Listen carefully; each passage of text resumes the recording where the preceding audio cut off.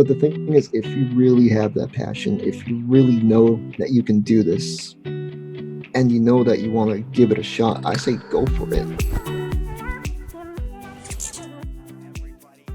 On today's episode, we have Juan Alcazar. He's a filmmaker. Juan, how are you today? Doing good, Diego. And thanks for having me on here. Well, thank you so much for joining me today. I do appreciate you, taking the time to be here today and share some of those amazing experiences that I know that you have. First, I would like to ask you, how are you, holding up in this quarantine?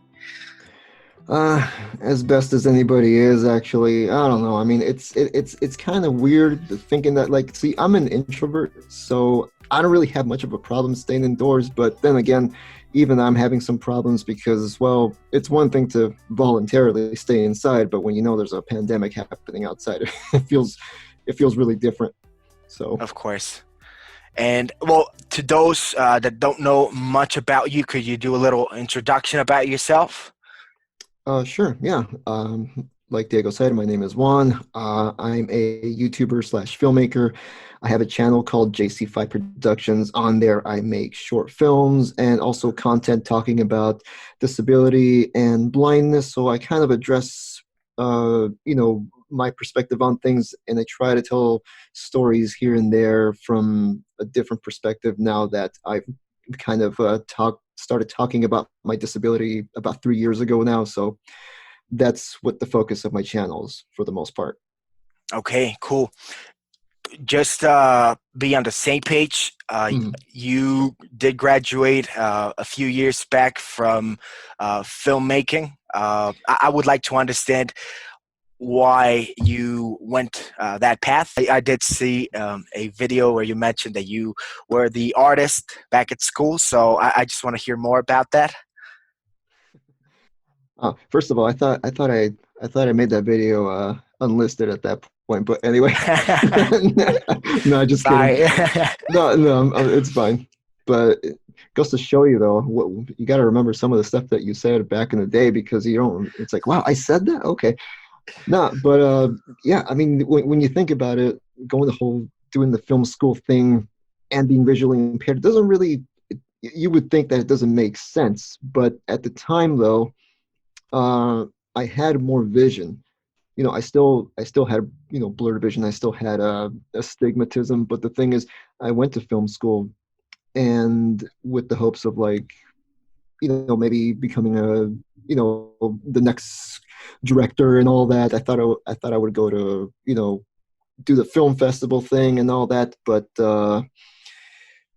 other plans were created. Well, no, the universe had other plans for me, and basically what happened is that I decided to do the YouTube thing, and I thought, okay, well, maybe I might as well just post my videos up on there, maybe make a few short films. But then a few years later, I was still kind of lost, not sure where I was going on YouTube. And that's when I ran into the blind and visually impaired community. And that's when I thought to myself, wow, there's a bunch of other blind people on here. And that's when I realized, like, wait a second, maybe I can talk about this, because before I did not want to disclose my disability because I thought that would gather all the attention instead of the creative work I was putting out. Really? So at some point you didn't disclose, for those that don't know, your condition is called retinitis pigmentosa, correct? Yeah, it's retinitis pigmentosa, or RP, how RP. every RPer likes to call it. And yeah, for those of you who don't know, it's a degenerative eye condition, which for some people it degrades quickly, for some people it degrades slowly. For me, it's kind of in this middle ground. But the thing is, it didn't really kick in, the vision loss, until like maybe 10 or so years ago. So right now I can see out of both eyes, but the thing is, I have a lot of blind spots in my peripheral, and if I close my left eye, I can't really read or see detail out of my right eye. So it's like, I mean, I can see, but I kind of can't, and it's just my right eye is kind of going along for the ride. Okay. Now you were mentioning that at some point when you started out, you didn't mention your condition, what made you open up, to the visually impaired community?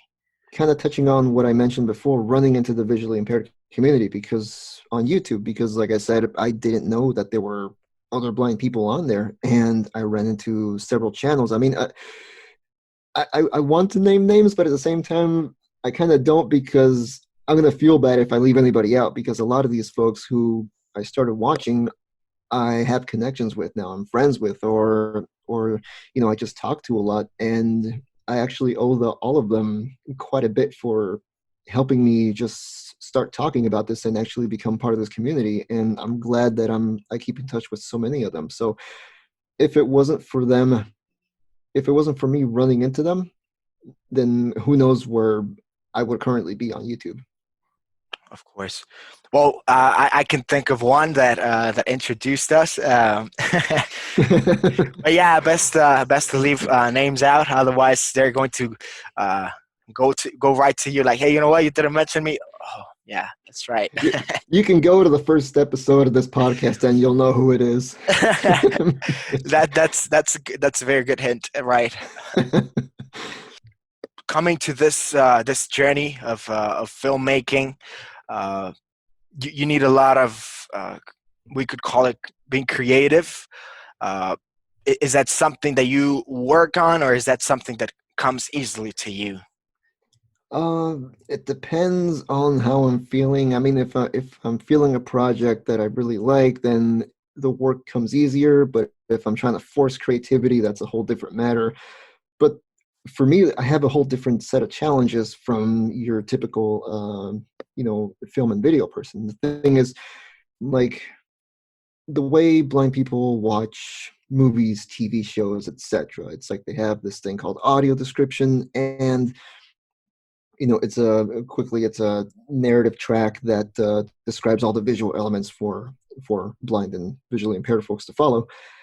But the thing is, it's a tricky thing for me because all during film school, I've been told that film is a visual medium, show but don't tell. So part of me really wants to just do something very visual, no dialogue, no nothing. But at the same time, I can't be like, oh, this is great. But now you're completely alienating all the blind and visually impaired audience that's watching. So it's like it's a tough balance to try to figure things out. And it's a unique challenge, but it's also a tough one to figure out. How do you find that middle ground? To be honest, I'm still trying to figure that out myself. I'm trying to see, like, does this work? Does that work? Because sometimes it's like I want to be able to do voiceover narration, but at the same time, I kind of get sick and tired of hearing my own voice. So I'm like, well, maybe I should get somebody else to do this, or should I, it's really tough. It's a tough balance. I mean, like I said, I'm still trying to figure it out, but once I figure that out, that'd be nice. Although it would be nicer if I could make something visual and YouTube can give us permission to actually upload an audio description on there, which they currently don't. But whenever the day comes, then yeah, I will happily record my own AD tracks to put them on my videos if they need them. Okay. Wow. Yeah. Perfect. I think that is something that YouTube is working on right now. Well, just circle back on what you were mentioning. The fact that going into film school was not the obvious choice. What would you say to people who have that misconception of, oh, you know what, if you're visually impaired, you should not go or pursue visual arts? Well, here's the thing. Everybody sees in their own unique way. It's like I can give advice, but then again, I can't see like how the next visually impaired person sees and vice versa. But there's a lot of folks who are creative, who do have a disability, and they're told that they shouldn't pursue it because it's not going to lead to anything, or that just pursue something that's quote unquote safer. But the thing is, if you really have that passion, if you really know that you can do this, and you know that you want to give it a shot, I say go for it. And only then, if you realize that you can't, or maybe you find some other creative outlet in the process, then, pursue that and, change gears, or just do what you think is best for you, because no one else is living your life. It's yours to live.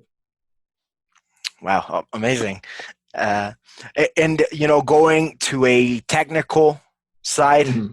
what would Mm-hmm. be, I don't know, the first step for someone who's interested or someone who has been interested in getting into filmmaking? What would be your advice to that person? From a technical side, speaking like, can you be more specific? Actually, just I'm trying to figure out what you were asking. Yeah, let's say that a person has no idea where to start. Mm. They have no idea what camera to get or what course to take. What would be your first advice? The best piece of advice would be just to use what you have and take that to your advantage. Like, all you really need right now is just your cell phone. I mean, that's the best thing you can use. And here's the beauty of doing things right off the bat when you first start. It doesn't have to be this awesome epic film. I mean, you can make all the mistakes you want. And I mean, look at how many YouTubers, look at how many people cringe when they see the first things they've uploaded. That's bound to happen. So don't expect the first of anything to be good. If you're cringing at your earlier stuff, that's a good sign, because that means you've been improving over time.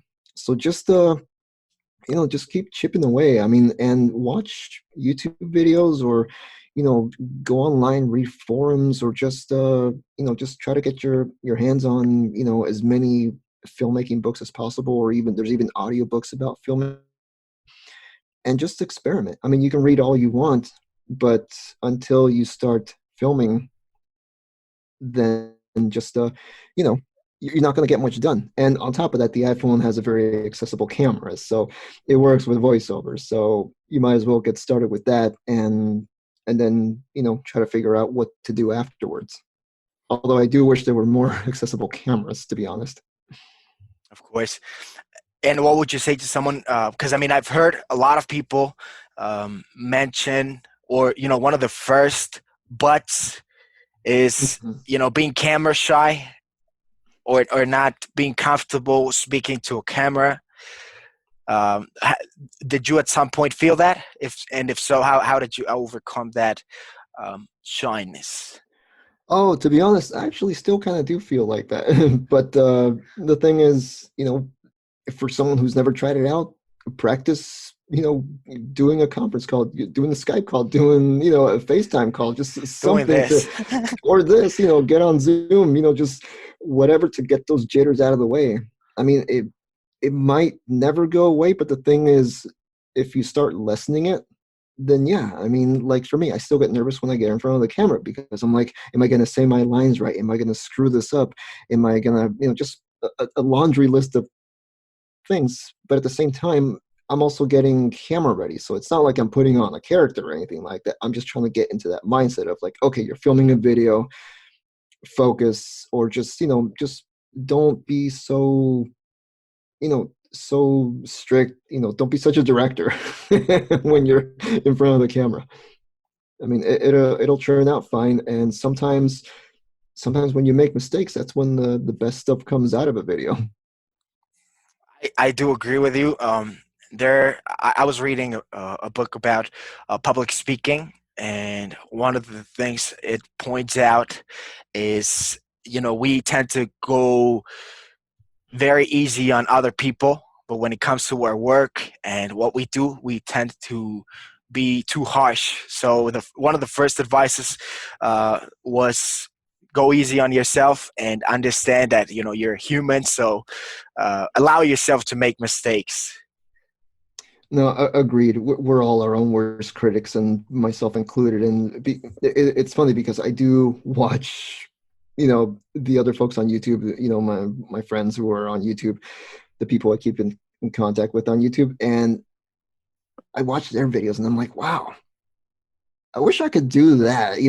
Do something like that. But it's like, and see, the thing is, the whole with the whole film background, I'm looking at some people's videos. It's like, how did they get their video to look so nice, or how did they do this? How did they do that? So yeah, over analyzing things, and yeah, that's another problem with me. I'm an over analyzer. Right. Well, I also wanted to ask you. I mean, given the current situation, the health situation, Mm-hmm. we do have most of us have more time in our hands. So Mm-hmm. let's say that somebody wanted to start with filmmaking. What would be some good way to do it? I understand that, you know, filmmaking might require you to go to a nice place with a nice view, or uh, something like that. But what do you think? How do you handle being a filmmaker right now during this quarantine? I think this is interesting because I remember making a short film. I wanted to just kind of completely, bring it down to its most bare essentials. And all it was just a text conversation between two people, and all you saw was the phones. And it was still able to tell a story. So here's the thing though. I mean, if you are wanting to create something, but you can't go out or you don't want to go out, take advantage of what's around you. See what's Try to make a story out of, let's say there's something that would make a great prop, or just something that would be awesome to have in your short. Make a story around that. See what works, see what doesn't work. And like I said, I mean, you can afford to make mistakes right now. So, don't try to see these limitations as an opportunity, because then when you're actually out there, when you do have to compromise or cut corners, it's not going to be as drastic, because now you kind of know what to do in a pressure situation to compromise properly. Of course. Well, yeah, I think that's something that everybody should consider. You know, go right at it. Make as many mistakes as you can right now, and then you're already a lot sharper, right? When Yeah, everybody goes back to normal, quote unquote, right? yeah. And I mean, like my most popular video, it's a story of two crumpled up pieces of paper talking to each other in a sea of other little crumpled up pieces of paper, and it's shot indoors. And yeah, and for some reason that has 400,000 or so views. And but I mean, try to make something high concept but with a low budget. I mean, it's possible. Absolutely. Wow. I think I want to go into filmmaking right now as well.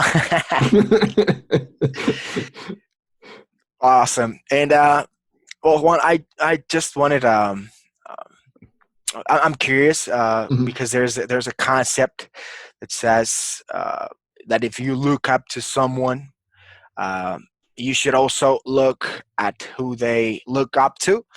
I don't know if that makes sense, but I would like Yeah. to ask you, where do you get your inspiration from? Who are the people that you like to follow? I don't know, on YouTube or filmmaking. As far as YouTubers go, the main reason why I got into YouTube was because I don't know if you've ever heard of Wong Fu Productions, uh, but it's a group of filmmakers, Asian American filmmakers who just make stuff like comedy shorts or dramatic films and things like that. They're the ones who kind of convinced me to change my mind on YouTube. And then I was like, whoa, okay, so I can actually post my films on YouTube instead of trying to spend a bunch of money on film festivals. So that kind of got things started for me.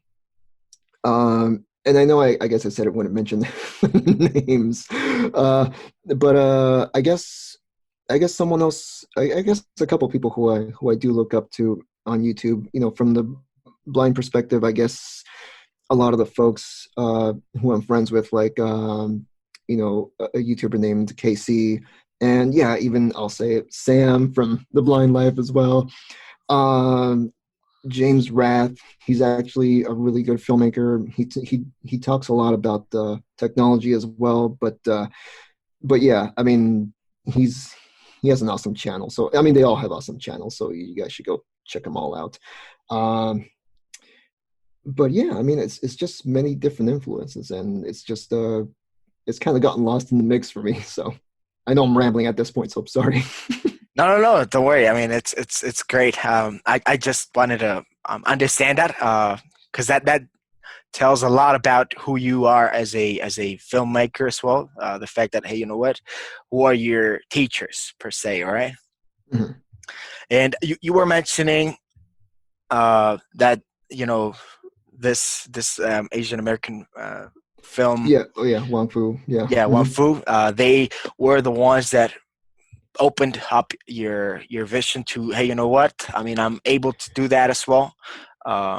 Before that, were you just was this pre YouTube and pre internet, or were you just focused on a different side of filmmaking? Let's say the film festivals and the movies, or Well, how did that happen? yeah. So at the time, this was post film school, so I was trying to do the whole film festival thing, trying to just submit projects to festivals.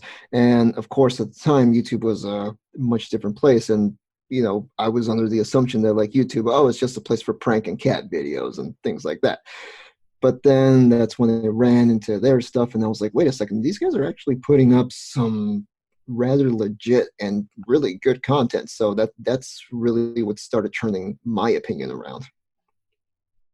Okay, Yeah. so where do you think? Of course, back then uh, the concept of YouTube was very different to what it is right now. Mhm. With a lot of these new platforms coming up, where do you see the future of filmmaking going? Because we used to go. I mean, I like going to the movies still, but there's a Right. lot of people who stay at home and turn on their Netflix or whatever streaming platform. So yeah, where do you see the filmmaking industry going? Yeah, it's good that you brought that up because now with this whole pandemic going on, it seems like going to the movies is going to become a little more antiquated. But still, I mean, there's folks who like to go to the movies. I just hope it doesn't go away completely because I think that would be pretty sad. Because I mean, it's great that we can watch whatever we want on demand, but a lot of times, you know, if you're watching a comedy by yourself, it's one thing if you're just reacting by yourself, but when you're in a room full of people reacting at the same time, it just has a completely different feel. Um, as far as filmmaking goes, though, yeah, I mean that's really up in the air. I mean, we're still kind of like in this Wild West scenario where uh, we don't know where it's going, but it really does look like it's going online more and more.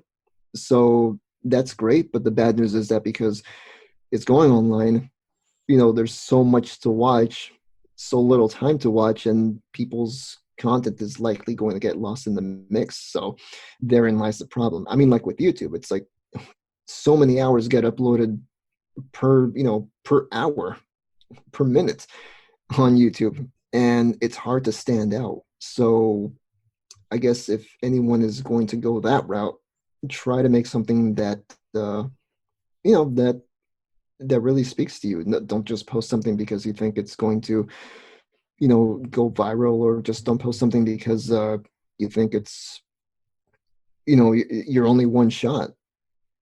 So yeah, Right. I mean, it's pretty tough right now to get your name out there online. But if you do something that you believe in, it's more likely that you're going to find that audience. Well, I'm glad that you mentioned that. I would like to know your opinion Hmm. and your, well, of course, advice, mainly on the fact that there are so many, we could call them competitors. So, with so many competitors out there, so many content, so many platforms, how do you build an online audience? How do you stand out in front of those people? Okay, so without going too long into a tangent, uh, I took a workshop on just building up your YouTube channel, strengthening it up, doing the social media thing to connect it all. But I had one problem answering a question, and they basically were asking like, well, okay, why should I subscribe to your channel? I mean, it's such an easy question on the surface, but then when you realize that the why, it has to be as much about the audience as it is about you, because you can say that, oh, I want to spread positivity, I want to do this, I want to do that. Yeah, okay, but what's in it for the audience? And if it's not clear, then you're not going to have that community of people watching you. And to make a long story short, the only time I realized my why was when I decided to start talking about my disability, because that's when I realized, wait a second, why should someone subscribe to my channel, or why should someone watch the stuff that I do? Because I'm trying to tell stuff from a different perspective, but I'm trying to tell it from a storytelling perspective. And not a lot of people get to see stuff from a visually impaired person's perspective, especially if it's the film. You know, you see a lot of blind people portrayed on TV, but you don't see someone who can kind of see. It's either lights out blind, or it's just, you know, or you can't see anything at all. Or you can see everything. But yeah, I mean, that's when I realized what my why was, and you really have to figure out what your why is. So Okay. yeah, so ask yourself, what's in it for the audience? If your why is more about you, you're likely not gonna succeed as much. Okay, so the main thing should be a clear why, because that's going to be your driver. Mm-hmm. Is that correct? Yeah, and also it'll be your guide when you start feeling lost, because sometimes you start thinking of like, oh, why am I doing this? Why am I doing that? Sometimes you're making, like, if I'm making a video that I'm having second thoughts about, I step back and think of like, okay, well, why are you doing this? You know, what's your why? Keep reminding yourself. So it tends to bring me back to you know, Back on to a course. state. Yeah, it brings me back on course, basically. Wow. Okay. Awesome advice. I must say. And now that you think about it, I think that should be step one when you start creating something. You know, whether that's a film or whether you want to pursue a path in arts or in math. I think that the Yeah. why should be the most important, right? Yeah, I mean, like you said, when creating a film, you really have to ask yourself, who's your audience? Like, who is this for? I know people love to say everybody. I mean, I love to say everybody, but that's not a that's not a good answer, because I mean, if you're trying to reach everybody, who exactly are you trying to reach? You know, Exactly. it has to be more of a specific audience. So So we would say that another must when you're on filmmaking should be to narrow down your audience or to find your niche. right, right, and that's the reason why it took me so long to get on track on YouTube, because I was like, I want to make this for everybody. And well, now that I look back at it, I'm like, wow, that's pretty bad thinking on my part. Right. Wow. Well, Juan, I do want to thank you for being here today. And I would like to ask you if there's something that I'm missing out, something that we didn't cover today. Well, I mean, I guess I would like to, since I did mention a few names, I guess I might mention a few more who I do want to shout out, because, like I said, you know, a lot of them are friends, but I guess I'll mention a few more, and I do apologize to anybody who I did miss. But I'll keep it to just YouTubers. So Emily Davison, channels Fashionista, like I said, Sam from The Blind Life, Kayla, channel Kayla with the C, and wow, I'm blanking at the moment. So I'm sorry to everybody else, but you guys know who you are. Oh, actually, a good way to see who a lot of these folks are. This is the only video I'm going to promote for my channel, actually. It's a video called Blindness is a Spectrum, which I did with quite a few other YouTubers. Sam was one of them, Casey was one of them, Kayla was one of them, so, and a few others as well. And if you want to know, about blindness being a spectrum, because like I said, most people think that you can see or you can't. This video is to show people that, there's a whole middle ground that a lot of people don't know. So if you want to check that video out, it's called Blindness is a Spectrum. Okay, perfect. Well, yes, actually one of my, my next question actually is, how would everybody be able to find you? What's the name of your YouTube channel? How can we find you on social media? Yeah, so my YouTube channel is JC5 Productions.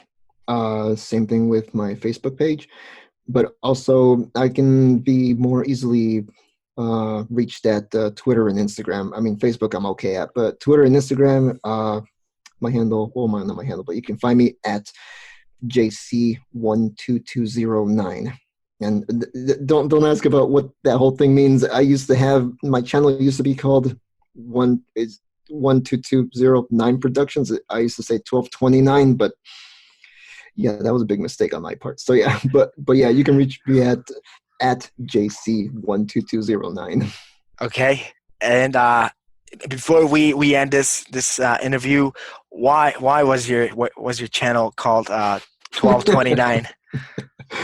It was a play on a specific date, like 12/20. Like it was supposed to of be December 2029. No, this December 20th. It was a play on my birthday, but then I was like, no one's gonna get that except for you. It's like, change that. And I was so reluctant to change it, and I was like, my initials and then bang, my favorite number, JC5. There you go. That's my name. That's a heck of a lot easier to remember than this whole numerology thing that I was trying to do with my first name. Okay. Well, I think JC5 is great. 1229 was great, but I vote for JC5. I do too.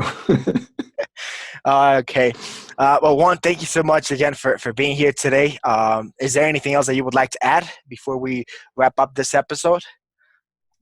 Well, I mean, just one little more piece of advice to anyone who's disabled and, like I said, is being discouraged from pursuing their passion. I mean, whether it's creative or not, but in this case, if it is creative, it's like, we all have stories to tell.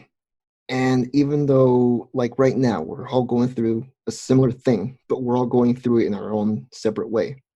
If you attend a concert, not everyone's going to have the exact same experience. You're going to have your own unique experience, and the person next to you is going to have a slightly different or completely different experience. So yeah, even if you think someone has heard a variation of the story you're trying to tell, they haven't heard it from your unique perspective. And that unique perspective is what eventually is going to make you stand out. So definitely, hey, pursue whatever you're passionate about. Wow, perfect. Well, thank you very much for being here today, and I do want to thank you again for this awesome episode, for this great interview.